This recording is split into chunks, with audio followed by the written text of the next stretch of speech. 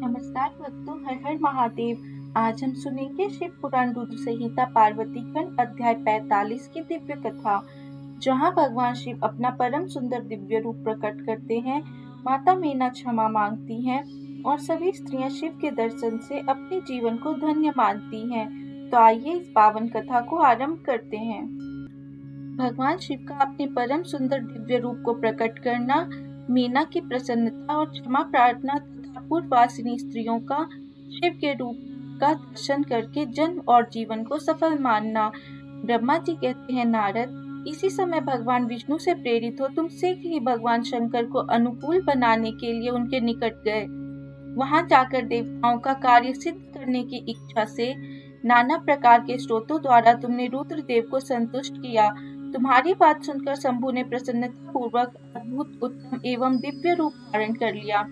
ऐसा करके उन्होंने अपने दयालु स्वभाव का परिचय दिया। मुने, भगवान शंभु का वह स्वरूप कामदेव से भी अधिक सुंदर तथा लावण्य का परम आश्रय था। उसका दर्शन करके तुम बड़े प्रसन्न हुए और उस स्थान पर गए जहाँ सबके साथ। वहां पहुंचकर तुमने कहा,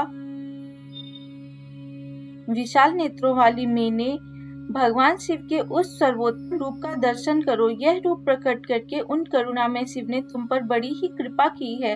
तुम्हारी यह बात सुनकर शैलराज की पत्नी मीना आश्चर्यचकित हो गई। उन्होंने शिव के पास परम आनंददायक रूप का दर्शन किया, जो करोड़ों सूर्यों के समान तेजस्वी, सर्वांग सुंदर, विचित्र वस्त्रधारी तथा नाना प्रकार के आभूषणों से विभूषित था। वह अत्यंत प्रसन्न, सुंदर, हास्य से सुशोभित, ललित लावण्य से लसित, मनोहर, गौरवर्ण, द्युतिमान तथा चंद्रलेखा से अलंकृत था। विष्णु आदि संपूर्ण देवता बड़े प्रेम से भगवान शिव की सेवा कर रहे थे। सूर्य देव ने छत्र लगा रखा था। चंद्रदेव मस्तक का मुकुट बनकर उनकी शोभा बढ़ा रहे थे। इन सब साधनों से भगवान शंकर सर्वथा रमणीय जान पड़ते थे। उनका वाहन भी अनेक प्रकार के आभूषणों से विभूषित था। उसकी महाशोभा का वर्णन नहीं हो सकता था। गंगा और यमुना भगवान शिव को सुंदर चंवर डुला रही थी और आठों सिद्धियां उनके आगे नाच रही थी। उस समय में भगवान विष्णु तथा इंद्र आदि देवता अपने अपने वेश को भली भांति विभूषित करके पर्वतवासी भगवान शिव के साथ चल रहे थे। नाना रूपधारी शिव के गण खूब सज धज कर अत्यंत आनंदित हो शिव के आगे आगे चल रहे थे। सिद्ध, उपदेव, समस्त मुनि तथा अन्य सब लोग भी महान सुख का अनुभव करते हुए अत्यंत प्रसन्नता पूर्वक शिव के साथ यात्रा कर रहे थे। इस प्रकार देवता आदि सब लोग विवाह देखने के लिए उत्कंठित हो खूब सज धज कर अपनी पत्नियों के साथ पर ब्रह्म शिव का यशोगान करते हुए जा रहे थे। विश्वावसु आदि गंधर्व अप्सराओं के साथ वो शंकर जी के उत्तम यश का गान करते हुए उनके आगे आगे चल रहे थे। मुनि श्रेष्ठ महेश्वर के शैलराज के द्वार पर पधारते समय इस प्रकार वहां नाना प्रकार का महान उत्सव हो रहा था। मुनीश्वर, उस समय वहां परमात्मा शिव की जैसी शोभा हो रही थी, उसका विशेष रूप से वर्णन करने में कौन समर्थ हो सकता है। उन्हें वैसे विलक्षण रूप में देखकर मीना क्षण भर के लिए लिखी सी रह गई। फिर बड़ी प्रसन्नता के साथ बोली, महेश्वर, मेरी पुत्री धन्य है जिसने बड़ा भारी तप किया और उस तप के प्रभाव से आप मेरे इस घर में पधारे। पहले जो मैंने आप शिव की अक्षम्य निंदा की है, उसे मेरी शिवा के स्वामी शिव आप क्षमा करें और इस समय पूर्णतः प्रसन्न हो जाएं।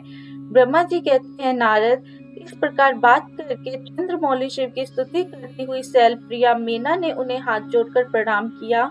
वे लज्जित हो गए।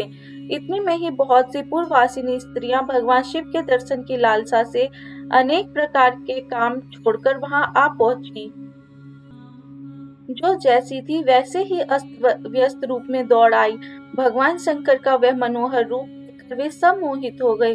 शिव के दर्शन से हर्ष को प्राप्त हो प्रेम पूर्वक हृदय वाली वे नारियां महेश्वर की उस मूर्ति को अपने मनोमंदिर में बिठाकर इस प्रकार बोली। पूर्ववासिनियों ने कहा, ओहो, हिमवान के नगर में निवास करने वाले लोगों के नेत्र आज सफल हो गए।